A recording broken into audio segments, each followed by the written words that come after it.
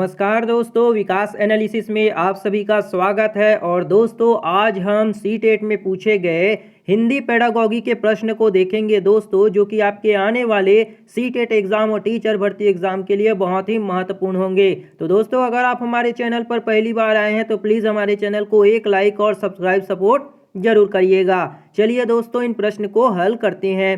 पहला प्रश्न दिया गया है दोस्तों आपका, निम्नलिखित में से कौन सा क्रेशन यानी कि क्रेशन के नेचुरल ऑर्डर हाइपोथेसिस का वर्णन करता है। पहला ऑप्शन है भाषाओं के अंश अनुमान लगाने योग्य क्रम में अर्जित किए जाते हैं। दूसरा ऑप्शन है अध्यापकों को प्राकृतिक ध्वनि संगत मौखिक भाषा का उपयोग करना चाहिए। तीसरा ऑप्शन है पठन सामग्री प्रामाणिक होनी चाहिए। और चौथा ऑप्शन है शिक्षण के दौरान प्रत्येक शिक्षार्थी की अधिगम शैली को ध्यान में रखना चाहिए। तो इसका सही आंसर क्या हो जाएगा दोस्तों? क्रेशन के जो नेचुरल ऑर्डर के हाइपोथेसिस का वर्णन कौन करता है? तो इसमें आ जाएगा भाषाओं के अंश अनुमान लगाने योग्य क्रम में अर्जित किए जाते हैं। तो ऑप्शन एक यहाँ पे आपका करेक्ट हो जाएगा। अगला प्रश्न देखते हैं दोस्तों। अगला प्रश्न है भाषा सामग्रियों के शिक्षण के प्रस्तुतिकरण के लिए कार्यविधिक योजना को क्या कहा जाता है? पहला ऑप्शन दिया है आपका विधि, दूसरा ऑप्शन है उपागम, तीसरा है शिक्षण शास्त्र और चौथा है तकनीकी। तो इसका सही आंसर क्या हो जाएगा दोस्तों? वो हो जाएगा आपका शिक्षण शास्त्र। क्या होगा? शिक्षण शास्त्र कहा जाता है। तो ऑप्शन 3 यहाँ पे आपका करेक्ट हो जाएगा। अगला प्रश्न देखते हैं, व्याकरण अनुवाद विधि को किस रूप में जाना जाता है? जो व्याकरण की अनुवाद विधि है उसको किस रूप में जाना जाता है? पहला ऑप्शन है आपका शास्त्रीय विधि, दूसरा है शास्त्रीय उपागम, तीसरा है रचनात्मक विधि और चौथा है आलोचनात्मक शिक्षण शास्त्र विधि। तो इसका सही आंसर क्या होगा दोस्तों? व्याकरण अनुवाद को किस विधि के रूप में जाना जाता है? तो उसे हम शास्त्रीय विधि के रूप में जानते हैं। ऑप्शन एक जो होगा यहाँ पे आपका करेक्ट हो जाएगा। अगला प्रश्न देखते हैं दोस्तों, किस विधि में मातृभाषा का प्रयोग बिल्कुल भी नहीं किया जाता? कौन सी ऐसी मेथड है जिसमें मातृभाषा का प्रयोग बिल्कुल भी नहीं किया जाता है? पहला ऑप्शन है आपका प्रत्यक्ष विधि, दूसरा है ग्रहणशील विधि, तीसरा ऑप्शन है गतिविधि आधारित अधिगम विधि और चौथा है अनुवाद विधि। तो इसका सही आंसर क्या हो जाएगा दोस्तों? कौन सी विधि का मातृभाषा में बिल्कुल प्रयोग नहीं करेंगे? तो वो हो जाएगा आपका प्रत्यक्ष विधि, यानी कि ऑप्शन नंबर एक जो होगा आपका करेक्ट हो जाएगा। अगला प्रश्न देखते हैं दोस्तों, बारीकी से पठन का उदाहरण कौन सा है? बारीकी से पढ़ने का उदाहरण जो है वो कौन सा है? पहला ऑप्शन है पुस्तक के किसी अध्याय में विचार को जानने के लिए पठन, दूसरा है किसी फिल्म का सारांश लिखना, तीसरा ऑप्शन है किसी विज्ञानपरक लेख का सारांश लिखना और चौथा है अपने सेल फोन में अपने प्रिय मित्र को फोन नंबर देखना। तो इसका सही आंसर क्या हो जाएगा दोस्तों? बारीकी से पठन का कौन सा जो है इनमें से उदाहरण होगा? तो इसका सही आंसर होगा अपने सेल फोन में अपने प्रिय मित्र का फोन नंबर देखना। ऑप्शन नंबर 4 यहाँ पे आपका करेक्ट हो जाएगा। अगला प्रश्न देखते हैं, बच्चे किसी भी भाषा में जो भी सुनते हैं वह उनकी शब्द संपदा को प्रभावित कर सकता है। यह किस सिद्धांत पर आधारित है?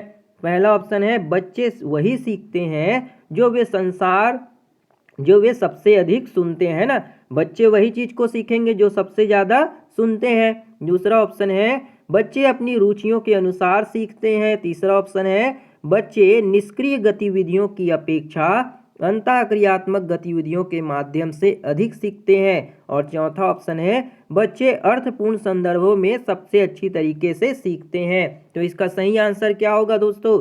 बच्चे किसी भी भाषा में जो सुनते हैं उनकी शब्द संपदा को कैसे प्रभावित कर सकता है? तो इसका सही आंसर होगा बच्चे वही सीखते हैं जो सबसे अधिक वो क्या करेंगे? सुनेंगे, उसी को ज्यादा सीखेंगे। तो ऑप्शन एक जो होगा यहाँ पे आपका करेक्ट हो जाएगा।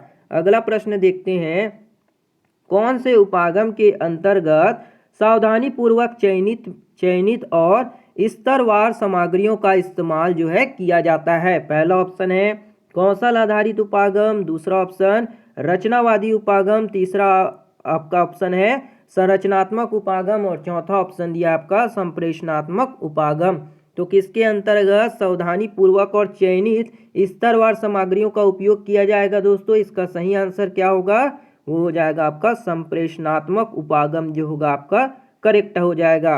अगला प्रश्न देखते हैं, आकलन के उपकरण की समरूपता, यानी कि आकलन के जो उपकरण की समरूपता का स्तर, और जब इस आकलन का उपकरण उन्हीं व्यक्तियों या उसी समूह के साथ पुनः इस्तेमाल किया जाए और उससे प्राप्त परिणामों का स्तर, इसे हम क्या कहेंगे? पहला ऑप्शन है विश्वसनीयता कहेंगे, दूसरा ऑप्शन है अंतर कहेंगे, तीसरा है वैधता कहेंगे और चौथा ऑप्शन है आपका सटीकता कहेंगे।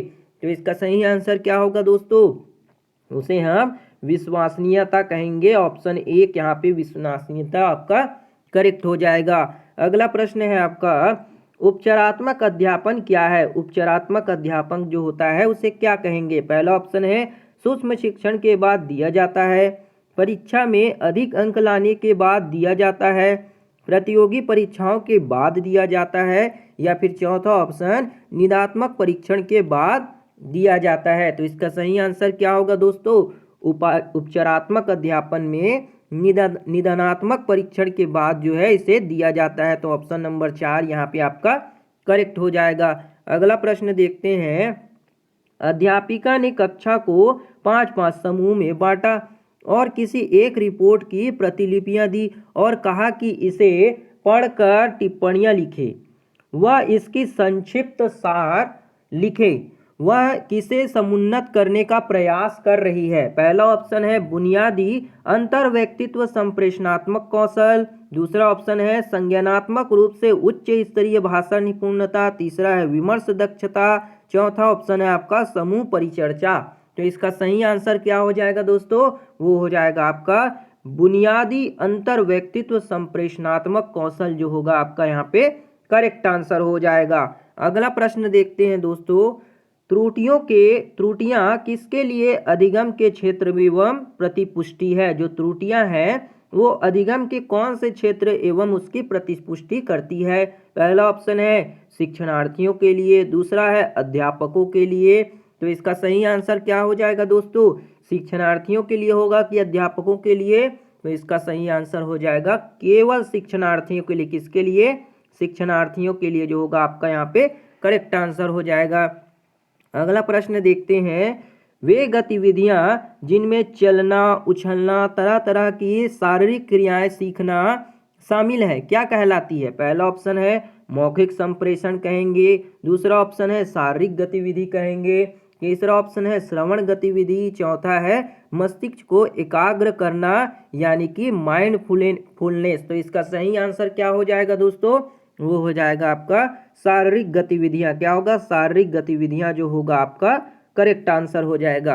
अगला प्रश्न देखते हैं, कक्षा 4 की एक शिक्षार्थी एक पठन सामग्री पढ़ लेती है, मैं उस पर आधारित कार्य भी कर लेती है ना, उस पर आधारित जो कार्य है उसको भी कर लेती है, यह सब अपनी माँ की मदद से कर पाती है। वाइगोस्की के अनुसार उसकी माँ उसके कार्य में क्या कर रही है? पहला ऑप्शन है सहारा दे रही है, कोचिंग कर रही है, तीसरा ऑप्शन है ट्यूरिंग कर रही है, ट्यूशनिंग कर रही है और चौथा है प्रशिक्षण दे रही है। तो इसका सही आंसर क्या हो जाएगा दोस्तों? उसकी माता क्या कर रही है? उसे सहारा दे रही है यानी कि इसके फोल्डिंग का काम कर रही है। तो ऑप्शन एक यहाँ पे आपका करेक्ट हो जाएगा।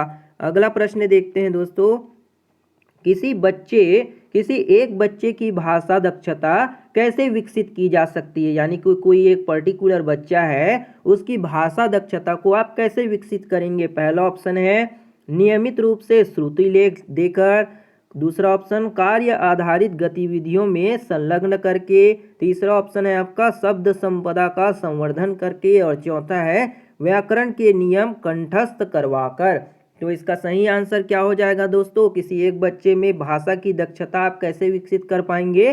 तो कार्य आधारित गतिविधि में संलग्न करके हम उसके भाषा दक्षता को विकसित करेंगे। तो ऑप्शन 2 यहाँ पे आपका करेक्ट हो जाएगा। अगला प्रश्न देखते हैं, देह भाषा, हाव भाव और टकटकी लगाकर लगातार देखना किसके उदाहरण है? पहला ऑप्शन है आपका संकेत, दूसरा ऑप्शन है आपका अमौखिक संप्रेषण तीसरा है मौखिक संप्रेषण, तीसरा चौथा ऑप्शन है कंप्यूटर जनित संप्रेषण। तो इसका सही आंसर क्या हो जाएगा दोस्तों, वो हो जाएगा आपका मौखिक संप्रेषण, जो होगा आपकी देह भाषा, हाव भाव और टकटकी लगाकर देखना जो है इसी के उदाहरण है। तो ऑप्शन 3 यहाँ पे आपका करेक्ट हो जाएगा। तो ये थी दोस्तों आपकी हिंदी पेडागॉजी के सीटेट में पूछे गए प्रीवियस ईयर क्वेश्चन, जिसको दोस्तों हमने आपको समझाने की कोशिश की है। उम्मीद है दोस्तों आपको ये वीडियो पसंद आया होगा। अगर वीडियो बढ़िया लगा हो दोस्तों तो एक लाइक जरूर करिएगा, शेयर, सपोर्ट और सब्सक्राइब जरूर करिएगा। मिलते हैं दोस्तों अगली वीडियो में, तब तक के लिए जय हिंद, वंदे मातरम।